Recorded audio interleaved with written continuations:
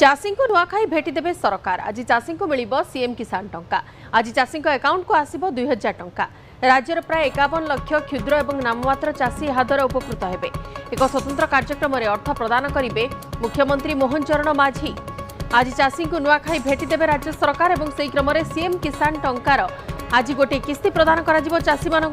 आज चाषी अकाउंट को 2000 टंका आसब। राज्यर प्राय 51 लाख क्षुद्र और नाममात्र चाषी यह द्वारा उपकृत हेबे।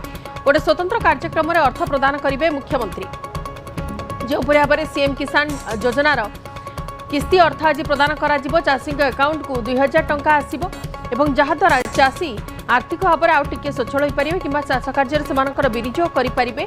51 लाख क्षुद्र और नाममात्र चाषी यह द्वारा उपकृत हेबे एवं गोटे स्वतंत्र कार्यक्रम में मुख्यमंत्री ए अर्थ प्रदान करेंगे चाषी मानक।